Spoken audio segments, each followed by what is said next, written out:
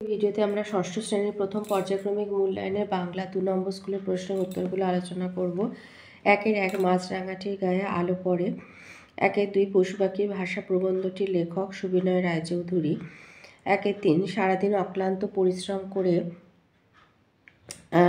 Dash সংগ্রহ করে সেই কুটুরির মধ্যে জমা করে। কুমোরে পোকা কি সংগ্রহ করে? 10-15টা মাকড়সা। 1-4 সে লজ্জার সঙ্গে বলল, কি? হাড়ি চাচা, মাছরাঙা, পানকৌড়ি, সবকটি পাখি। 1-5 মরুতটে দাঁড়িয়ে আছে কোন গাছ? পাম গাছ। 2-এর দাগে আসি। 2-এর দাগে একটি বাক্যে উত্তর দিতে বলেছে। 2-1 বাবার খুব অসুখ, বাবার নাম কি? অভিমন্যু সেনাপতি। 2-2 পাইন দাঁড়িয়ে আকাশে নয়নতুলি কবিতাটির অনুবাদক কে? কবিতাটির অনুবাদক হলো সৌমেন্দ্রনাথ ঠাকুর। 2-3 অশ্বত্থ গাছকে পথিকজনের ছাতা বলা হয়েছে কেন? যেহেতু 1 নাম্বার আছে এতটা লেখার দরকার নেই, শুধু লিখবে যে অশ্বত্থ গাছ ক্লান্ত পথিককে ছায়াঘেরা আশ্রয় দেয়। অশ্বত্থ গাছ ক্লান্ত পথিককে ছায়াঘেরা আশ্রয় দেয়, তাই তাকে পথিকজনের ছাতা বলা হয়েছে। 2-4 দিয়েছে এরা তো মানুষেরই জাত ভাই। কারা? শিম্পাঞ্জি, ওরাং মানে ওরাং ওটাং, এরা মানুষেরই জাত ভাই। 2-5 পাইন গাছ কিভাবে স্বপ্ন দেখে?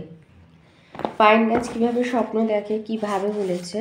এই যে উত্তরে বুনে নগ্ন পাহাড় পরে, দাঁড়ায় পাইন আকাশে নয়ন তুলে, যেন বরফে রূপালি কাপড় পরে, স্বপ্ন সে দেখে দিনরাত দুলে দুলে।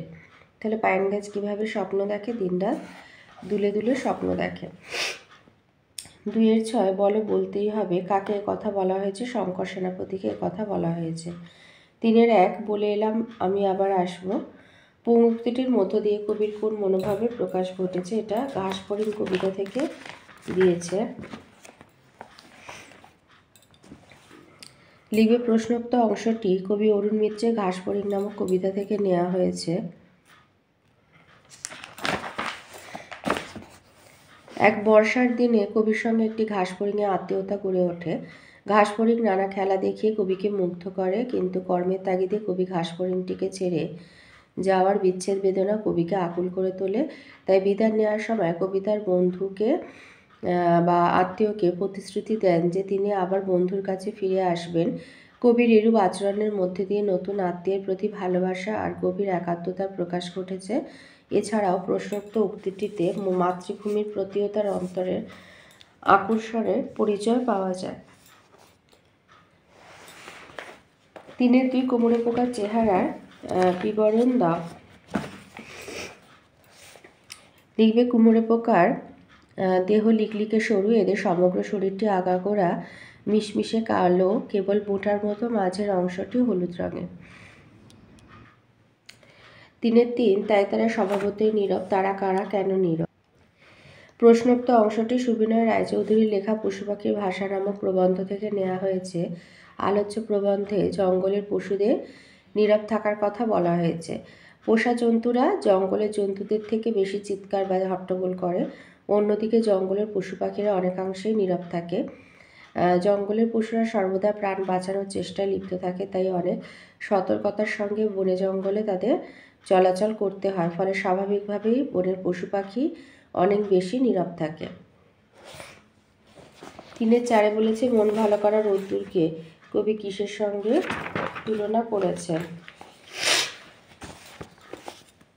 শক্তি চট্টোপাধ্যায় রচিত মন ভালো করা কবিতায় কবি মন ভালো করা রোদ্দুরকে মাছরাঙার রঙের সঙ্গে তুলনা করেছেন। মাছরাঙার সারা শরীরে নীল, লাল, হলুদ, সবুজ প্রভৃতি বিভিন্ন রঙের শোভা দেখা যায়, যা মনকে তৃপ্তি দেয়, রোদের মতনই। তাই মন ভালো করা রোদ্দুরকে কবি মাছরাঙার গায়ের সঙ্গে তুলনা করেছেন। 4-1 বলেছে সন্ধি বিচ্ছেদ করা মনস্কামনা, মনোবিসর্গযুক্ত কামনা। আর 4-1-2 হচ্ছে প্রাতরাশ, প্রাত বিসর্গযুক্ত আশ। 4-2 বলেছে সংখ্যাবাচক শব্দ কাকে বলে? উদাহরণ দাও। লিখবে সংখ্যা চিহ্ন ব্যবহার করে সংখ্যা লিখলেও আমরা সেই সংখ্যাগুলিকে যেসব নাম দিয়েছি সেগুলো বিশুদ্ধ গণনা সংখ্যা কিংবা ভগ্নাংশ। সব ক্ষেত্রেই নামবাচক শব্দগুলিকে সংখ্যা শব্দ বা সংখ্যাবাচক শব্দ বলা হয়, যেমন হাজার, লক্ষ, কোটি, বা এই যে ওপরে 56, 125, 15। 4-3 বলেছে বিসর্গ রূপান্তরিত হচ্ছে মধ্যাহ্নসায় দুটি সন্ধি বিচ্ছেদের উদাহরণ দাও। তো এইগুলো, এই যে এই উদাহরণগুলিতে মধ্যাহ্নসা ধ্বনিতে রূপান্তরিত ঘটেছে, যেমন নি বিসর্গযুক্ত ঠুর মানে নিষ্ঠুর, নি বিসর্গযুক্ত প্রয়োজন নিষ্প্রয়োজন, নি বিসর্গযুক্ত কাম নিষ্কাম, বা আবি বিসর্গযুক্ত কার আবিষ্কার, চতু বিসর্গযুক্ত পদ চতুষ্পদ। তো এখান থেকে যে কোনো দুটো দেখিয়ে দেবে।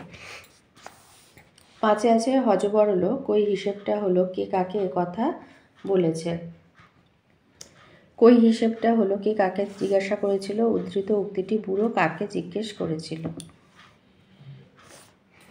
5-2 বলেছে ছিল রুমাল হয়ে গেল একটা বিড়াল, এর উত্তরে বিড়ালটা কি বলেছিল।